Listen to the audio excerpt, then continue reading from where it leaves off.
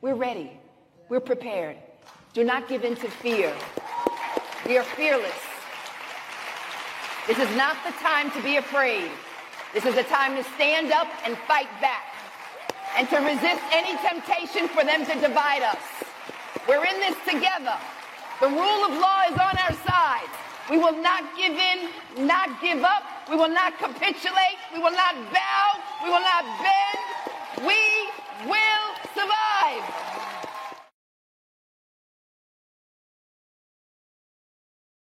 Legalization promised equity, but did it deliver?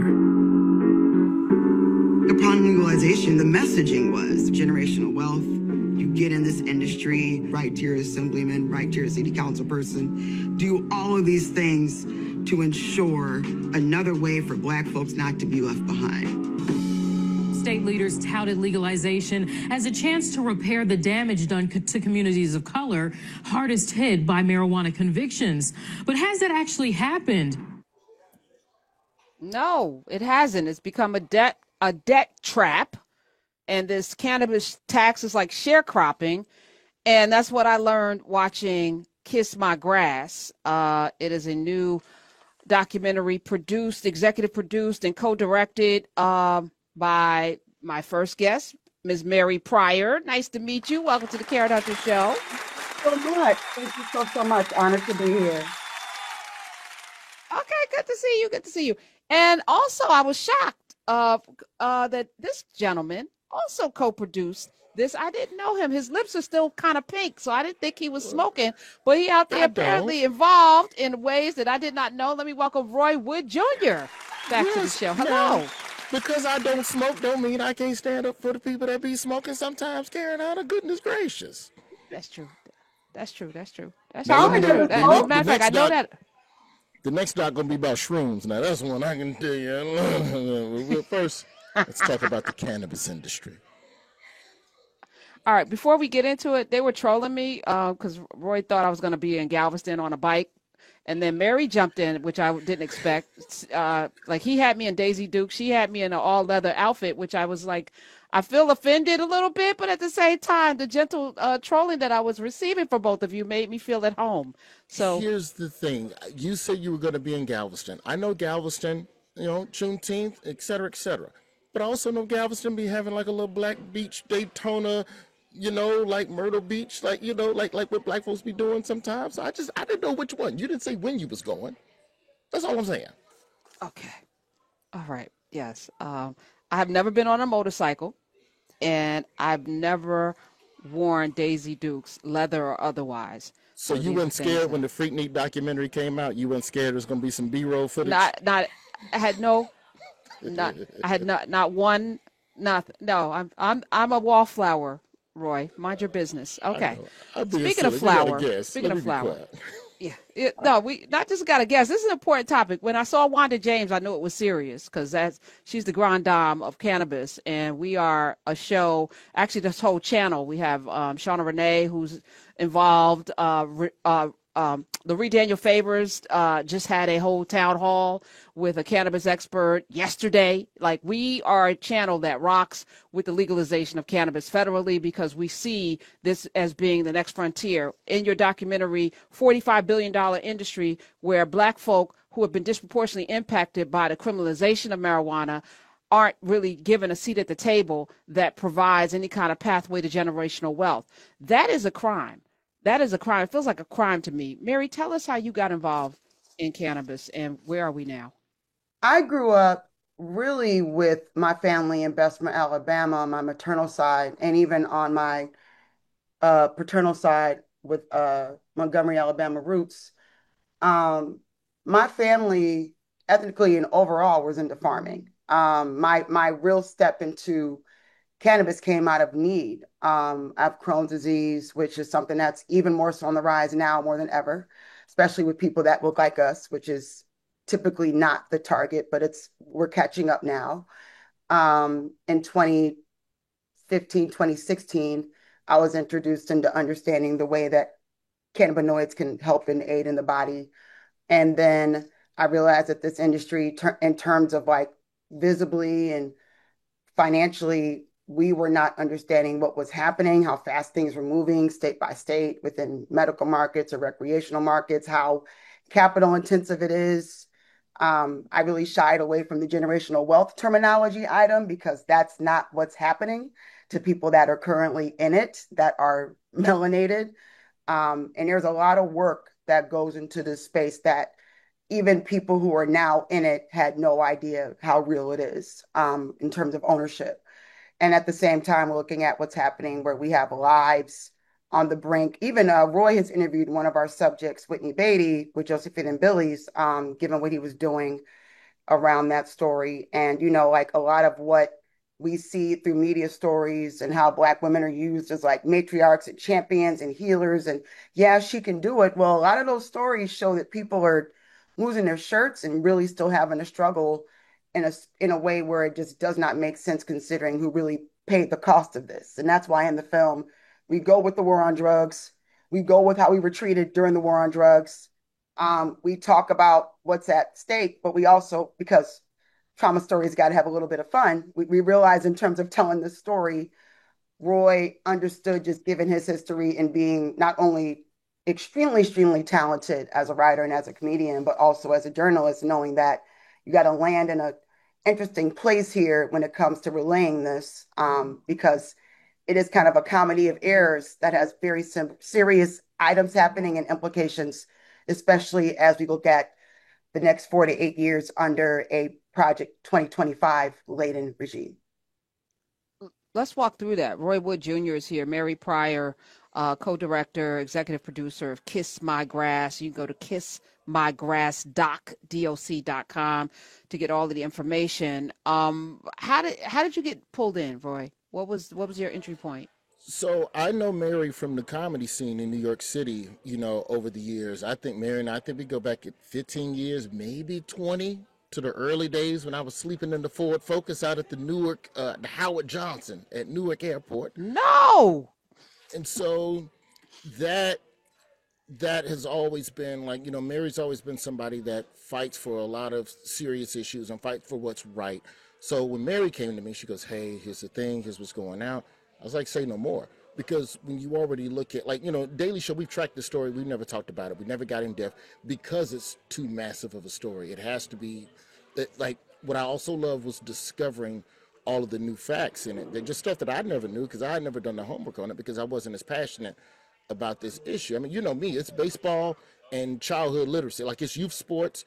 Get them reading, get them playing. Like, that's always been my focus. And Mary's like, it's a lot of white guys who have no experience that are getting goo gobs of money, and sisters are barely getting a drop in the bucket. And so the trick was figuring out a way to kind of balance a documentary that tells the truth without allowing you to lock in on your anger too early in it. Because if you really look at all of it, it's just something, Karen, you just be mad. I was mad from the beginning. And then when you got to the guy that said, I don't know anything about it, and I raised $50 million. I said, you know what? I'm watching Mountain Head, which is this TV series, I think a movie on HBO Max. And it's following these tech bros, these billionaire tech bros. And, it's like this nation of it's a circle jerk, and they keep feeding and seeding each other. And they don't have to have any experience, any wisdom, any knowledge. They don't have to know anything. They just know each other. And it's enough to circulate these dollars. You think of Theranos. You think of Adam, what's his name? Bankman-Fried, Sam Bankman-Fried. You think of all of the money, the Fire Festival. People throw money at people, and they don't have to prove anything. And we're out here. Fire Festival. Second one. Right. Almost. But right. But you're saying something, though. Whereas we have been impacted so greatly from the inception. You hint on this, Mary, in the documentary, how marijuana was used to scare white people away, and kind of demonize Black people. Like it's the weed that's going to make Black people think of themselves as equal. It's like the weed is going to make Black people think that they're equal. No, we are equal. Like it's so wild. How do we get the messaging to change? I mean, the one big difference between all of those interesting tech founders is that I cannot account for any of them being like look, I understand that this is kind of crazy, and I understand that I have great privilege in it. And that white man that you called out in the film is one of the EPs who ran with this and found the funding for this in a time where right now I do not see anyone giving up over six figures. And shout out to Nancy Whiteman, another white woman who used her foundation, Wana Foundation, to back this. We really had to really sit with, and there's 27 edits of this between myself and the co-director Mara, where I was very key to be like, we cannot tell the story in the same way where resilience is seen as a mask of strength that is not getting us free and it's putting us in this box where we're okay with struggling. We're okay with having to go against the grain all the time. That's not the realism. And Luke is the one who introduced Rosario Dawson to the issue in 2021 and 2022. She did a CNB story where I downloaded her the night before, like on what's actually happening. She got to know some of the women in the film. And Colin Kaepernick, who also Luke introduced to this issue, and we did pitches together with major networks, with major partners initially. Because when I reached out to Roy, I was like, we might get this where we need to get it because of where Kaepernick Media was sitting at the time. When I tell people that we really only had 3 months in 2020 to make that count, because when you got people kneeling in the middle of the Capitol wearing kente cloth, you really got to take advantage of that as much as possible. But by the end of 2022, even with Kaepernick doing pitches, Rosario in full costume, filming Star Wars stuff, doing pitches, we were getting towards the end of people putting a real bet on Black stories that had some teeth. So if it wasn't for them being willing to be educated through this white man realizing like, yeah, this is really, really not, I didn't know all of this was happening. He didn't know what the war on drugs was 10 years ago. So he just kind of stumbles into, oh, there's money to be made here. He made the formulation in his kitchen. He found a way to launch this with another person who also went to Harvard like him. We got introduced to each other in 2019. We connected in 2020. I convinced him, along with 128 businesses, to form a coalition that gave over $125,000 to 6 different Black and brown organizations doing equity work in 2020 to early 2021. He was introducing Black women to investors in his network that were white, and they were treating these Black women like charity cases. And he was literally like, I did not know that it was this real. And so for me, it really does take one person who's willing to like do the work to get it. And out of anybody, I don't believe in inviting everybody to the cookout, but he can drop something off. Yeah. And and then I'll let everybody. What are we allowing? And then I'll let not the potato salad. Not the potato salad. He can make it 3. Okay. Yeah. He can dance and he knows good music. So if you want to maybe see if he can go find a DJ and get maybe a sponsorship, we should let him in maybe. But again, he would be someone we should talk about. Say he's sitting out on the curb next to Omarosa eating a goat plate.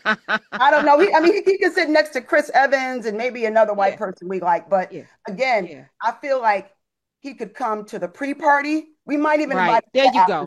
But he can't be there when the space game starts. He's got to go. If we land this potential next part of this, he might be able to learn how to play euchre there. Okay. And we'll see. Spades I'm from Detroit. We can't play spades out loud. No, I agree with that. Mary Pryor is here. Roy Wood Jr. Kiss My Grass. Where will this be landing? Where everyone can watch it?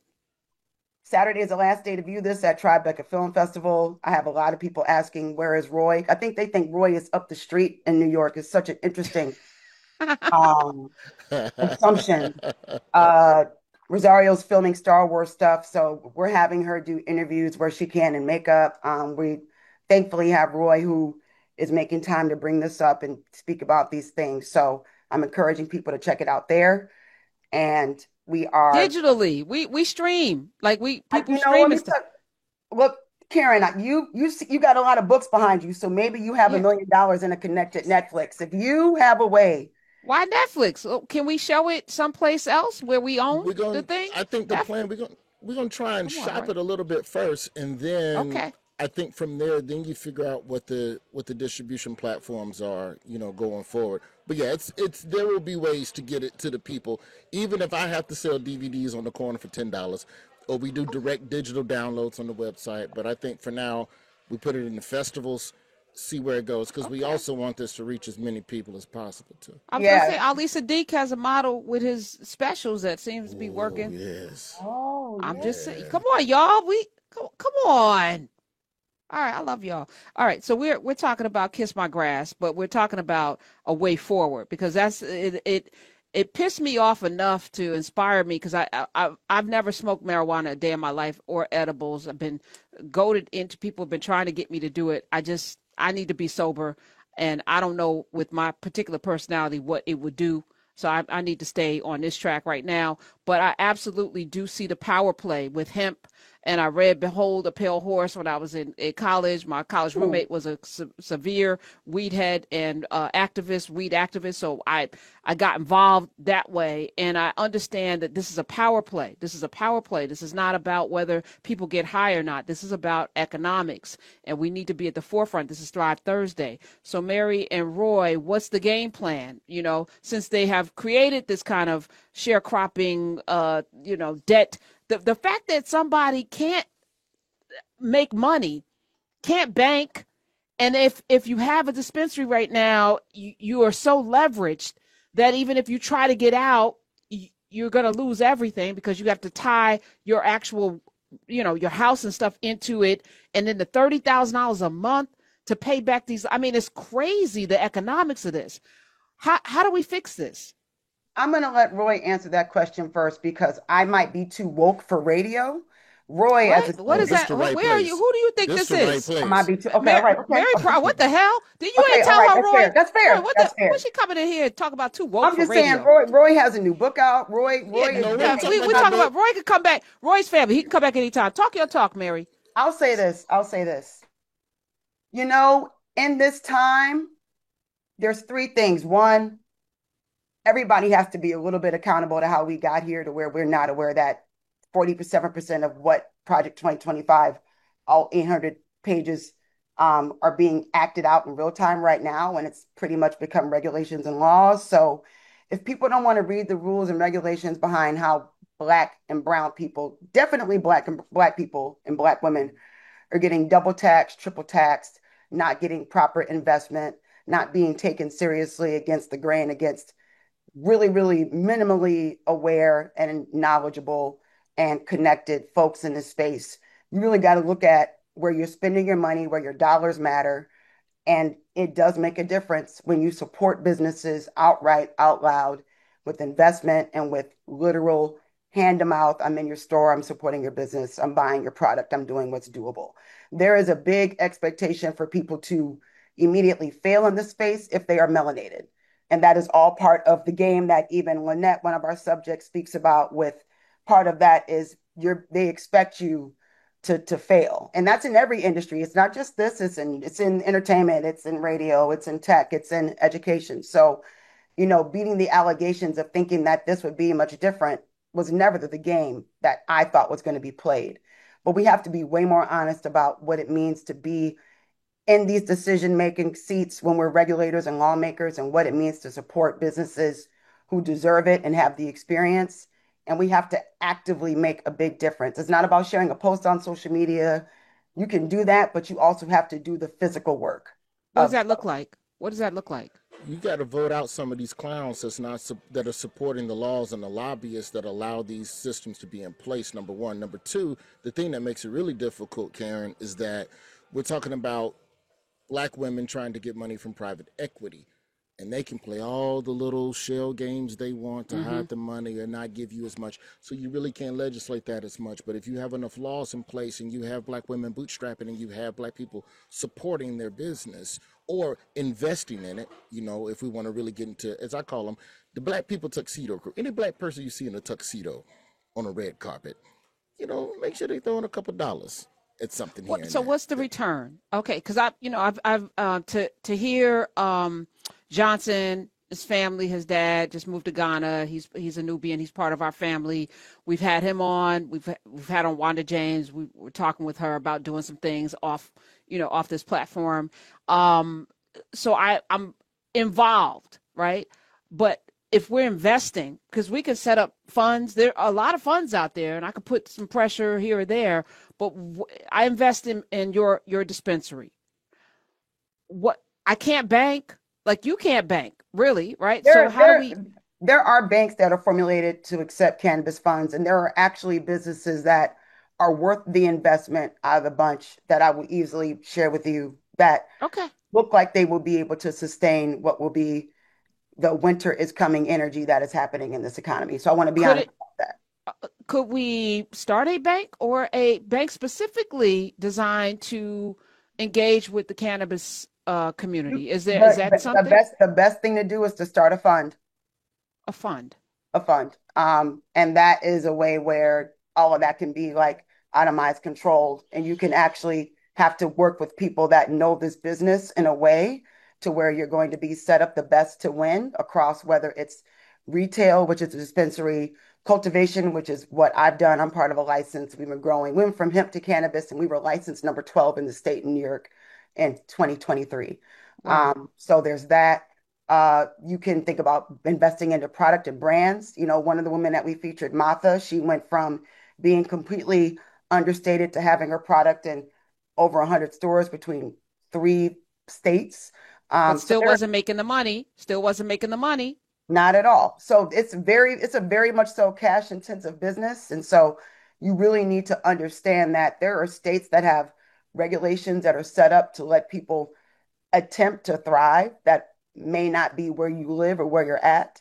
And you need to also be very aware that with this, you have to be aware that it takes more than just like $5,000 to invest in one of these like plant touching businesses. But again, as we look at a new weed soda that comes out almost all the time, just like what Jefferson made in his kitchen, which allowed him to raise $50 million. There's so many THC hemp, THC A, THCV, you name it. This business is getting these items from somewhere. And so you have to really think about what it is to invest and how much money it takes to even just be in existence, because it's not going to come in the form of just $10,000, $5,000. There's a way to make that be something worthwhile. But in this business, a fund is going to be your best bet, especially in this time. We're ready. We're prepared. Do not give in to fear. We are fearless. This is not the time to be afraid. This is a time to stand up and fight back and to resist any temptation for them to divide us. We're in this together. The rule of law is on our side. We will not give in, not give up. We will not capitulate. We will not bow. We will not bend. We